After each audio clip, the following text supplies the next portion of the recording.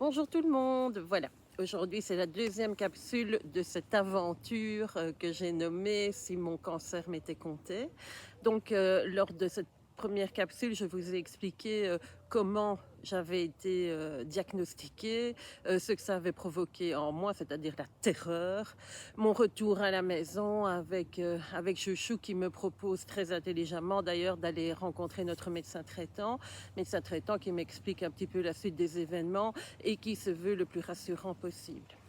Alors, ce qui se passe par la suite, c'est que je suis contactée par l'hôpital où on me refile un tas de rendez-vous, donc pour le fameux bilan d'extension pour voir s'il y a des métastases ailleurs. Pour moi, c'était la terreur niveau 10 000, ça, j'étais vraiment morte de peur.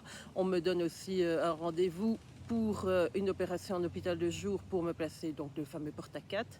Et le lendemain, me voilà donc partie pour passer un tas de scanners afin de voir si aucun autre organe n'est touché par cette saloperie de bestiole. Là, ça a vraiment été très compliqué, hein.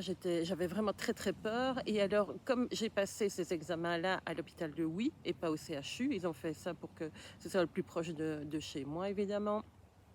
Euh, j'ai passé un scanner de l'abdomen, un scanner au niveau du thorax, des poumons, un scanner du cerveau. Puis j'ai passé un examen au niveau des os parce que le cancer du sein est un cancer qui a tendance à métastaser au niveau du foie, au niveau des os, au niveau du cerveau et des poumons. C'est très sympa le truc, hein. Donc voilà, je passe cet examen-là. Je me souviens que j'avais rendez-vous le mardi 31 août chez l'oncologue, qui devenait mon oncologue, mais que je ne connaissais pas. Et c'est elle qui allait me donner les résultats. Bon, ça faisait quand même 4-5 jours à attendre. Et franchement, ça n'était pas du tout évident. Donc je passe ces examens-là, mort de peur. J'avais dû passer aussi chez un cardiologue qui m'explique qu'il me voit en fait parce que la chimio est extrêmement agressive, et notamment pour le cœur. Ça remettait encore une couche. Et qu'il fallait voir comment se portait mon cœur et qu'il me reverrait en cours de traitement pour voir si dégâts il y avait. Donc vous êtes vraiment embarqué dans quelque chose, c'est complètement psychédélique. Moi je travaillais, il a fallu que j'arrête tout, hein.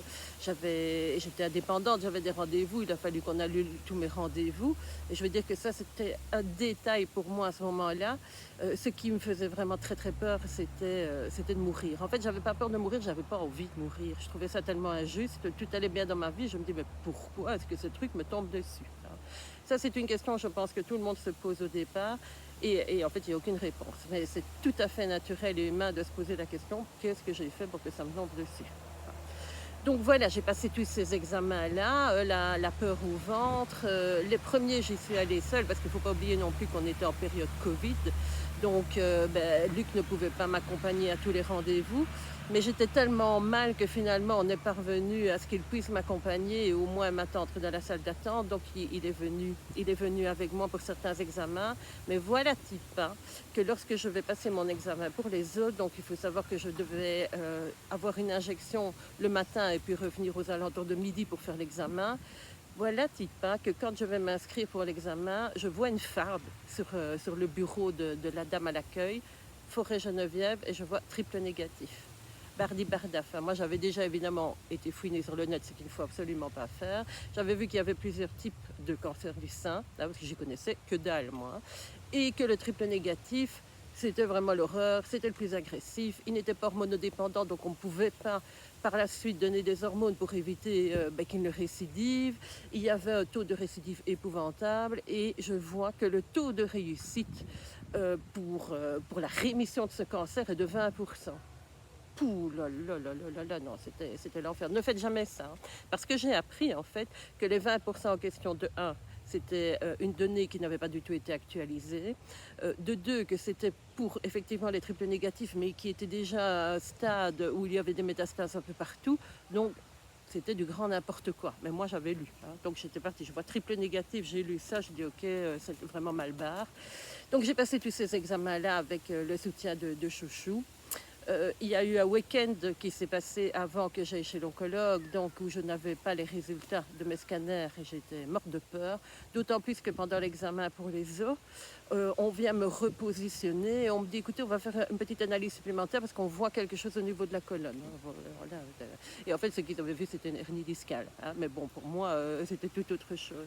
Donc, ces moments-là ont vraiment été très, très, très compliqués. Je pense que c'est vraiment les moments les plus compliqués. Vous ne savez absolument pas quelle sauce vous allez être mangé. Moi, je m'imaginais vraiment que j'allais vivre une chimio d'enfer, passer de mon divan au WC pour vomir, que je n'allais plus rien savoir faire. Je venais de me mettre au piano. Je me disais, voilà, je vais devoir revendre mon piano. Enfin, voilà, j'étais vraiment dans tous mes états. On allait partir en vacances, bien entendu. J'ai dû annuler parce que là, on ne vous laisse pas le choix. Hein. Vous ne pouvez pas dire, dites, on commencerait pas bien la chimio dans 15 jours parce que j'ai des vacances. Non, non, non, ça ne marche pas. Vous devez tout annuler. Vous annulez et vous suivez le mouvement. Donc le mardi 31 août, avec Chouchou, à midi, je m'en souviendrai toute ma vie, nous sommes allés rencontrer le médecin qui allait devenir mon oncologue, qui est fabuleuse, vraiment. Et là, la première chose qu'elle a dit quand on est rentré dans son bureau, c'est que mon bilan d'expansion était négatif, donc il n'y avait rien ailleurs. Donc là c'était vraiment déjà une victoire, quoi. J'étais déjà rassurée. Elle nous a gardé 1 heure et demie. Elle nous a expliqué ce qui allait se passer. Elle nous a expliqué comment allait se dérouler la chimio, combien de séances j'allais avoir. Donc j'allais avoir 4 grosses chimios espacées de 15 jours. J'allais perdre mes cheveux au bout de la deuxième. Hein. Bon, ça a été quelque chose de dur à encaisser, mais j'en parlerai dans une prochaine capsule.